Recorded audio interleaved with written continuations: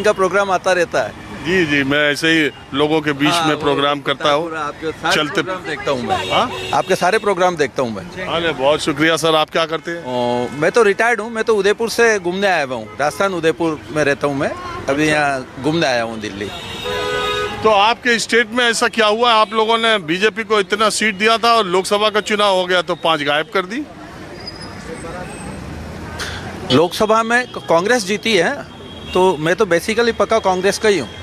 हाँ, मैं trade union leader हूँ, इंटक जो कांग्रेस ऑर्गेनाइजेशन से संबंधित है, इंटक का मैं हूँ जनरल सेक्रेटरी। भजन लाल शर्मा जी का काम धाम ठीक चल रहा? नहीं, बिल्कुल नहीं। बीजेपी का काम ठीक चल ही नहीं सकता। तो आप कांग्रेस के हैं तो कहेंगे भी क्या? नहीं, तो वाजिब बात है ना, जो ठीक हमेशा कोई जो डेवलपमेंट्स हैं, जो काम है, उसके बारे में बातचीत चलनी चाहिए।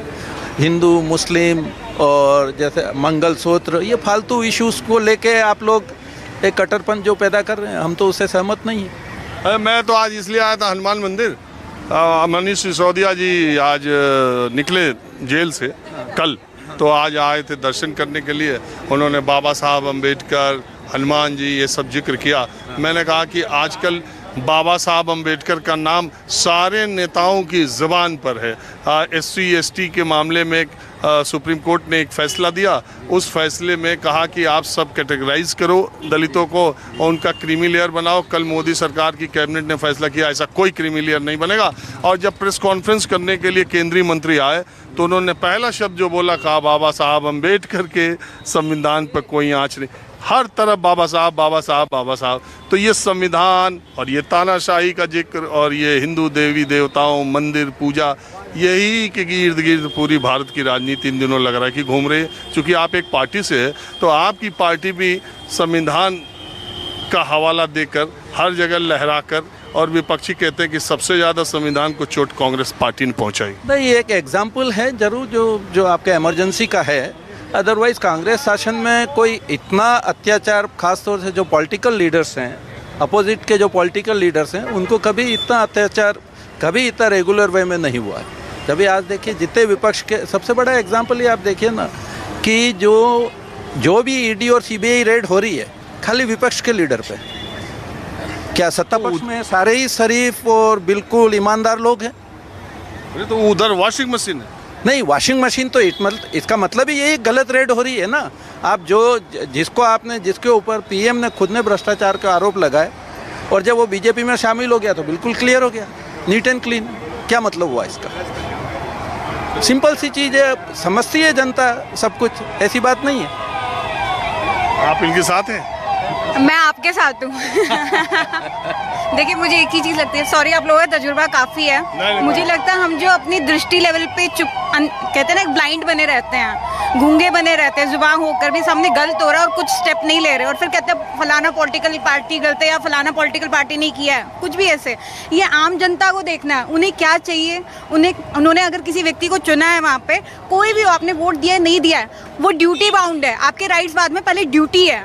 अगर आप कहते हैं ना अपने पेरेंटल प्रॉपर्टी पे भी राइट पर भी क्लेम करने बैठते हो, पहले ये देखो कि भाई उसने अपनी ड्यूटी पूरी की है कि नहीं।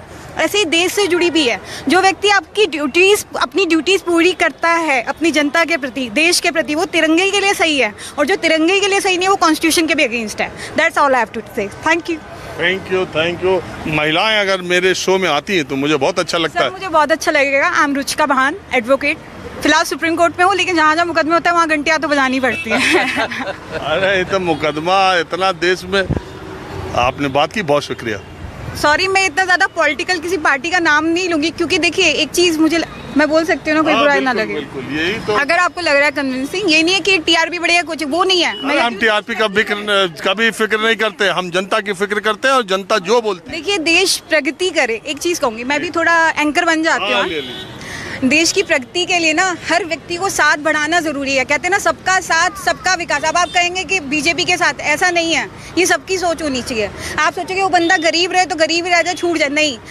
अगर मजदूर नहीं होता तो इतनी डेवलपमेंट भी नहीं होती।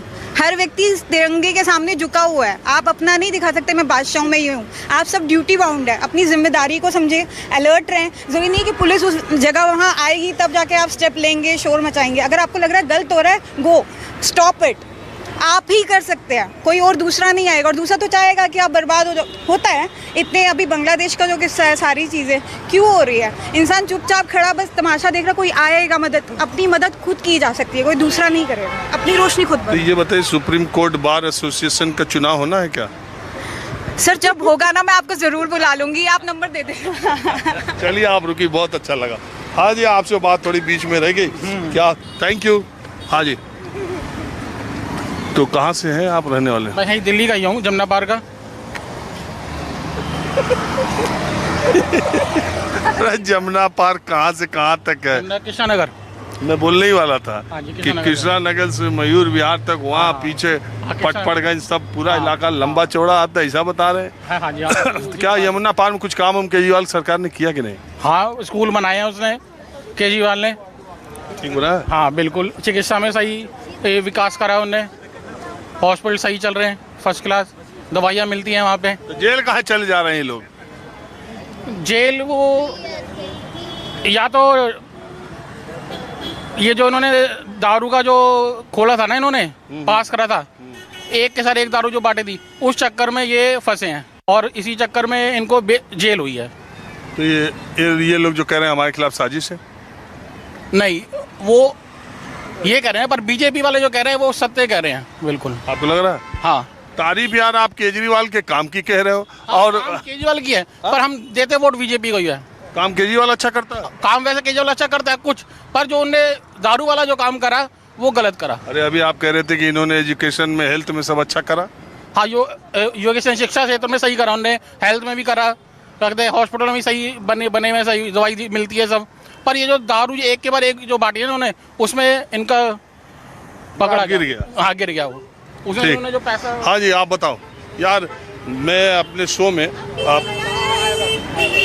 नए बच्चों को, यंगस्टर्स को लेना चाहता हूँ। बहुत सारे लोग शिकायत करते हैं कि यार आप तो बुड्ढों में बैठ जाते हैं अक्सर, और मैं यंगस्टर्स में कोशिश करता हूँ, कहते हैं हमको बोलना ही नहीं है। तुम ऐसा मत करना कि हमको बोलना नहीं सर, ऐसी बात नहीं है। बिल्कुल सर, मैं आपका बहुत बड़ा फ़ैन हूँ एक तो, क्योंकि सब मतलब एंकरिंग करते हैं, लेकिन आप ग्राउंड पे रिपोर्टिंग करते हो। और मैं भी एक मीडिया का स्टूडेंट हूँ, मैं भी आईसोम से जर्नलिज्म कर रहा हूँ, और मेरे को स्पोर्ट्स एंकर बनना है। तो मेरे हिसाब से देश में ऐसे काफ़ी मुद्दे हैं जहाँ पर लोगों को बोलना चाहिए, लेकिन लोग नहीं बोल। तुम रिपोर्टर की कर रहे हो, लेकिन बनना भी तुमको एंकर है। हाँ जी सर, मतलब हर किसी मतलब कि एंकर ज़्यादा आते हैं। लेकिन ग्राउंड रिपोर्टिंग करना मतलब बहुत मुश्किल है, और एक उस शो में अगर के बैठ के वहाँ पर करना तो काफ़ी मुश्किल है। सब मुश्किल है, सब आसान। हाँ जी, हाँ जी। हाँ जी, कुछ बोलना है आपको भी? आपको देखने के लिए आया था, मैं तो देखने के लिए आया था आपको, टीवी में देखा था, आज आपको साक्षात देख रहा हूँ तो मुझे बड़ा अच्छा लग रहा है। टीवी में अक्सर देखता रहता हूँ आपको। यही बोलने के लिए खड़े थे? मैं तो बस देखने के लिए खड़ा था। कोई मसले का बात करिए। माहौल क्या है, मैं बस आज इतना ही। अगले एपिसोड में किसी दूसरी जगह से अब फिर हाजिर होंगे। कैमरामैन हमेशा की तरह उमेश सिंह के साथ राजीव रंजन, न्यूज़ 24 दिल्ली।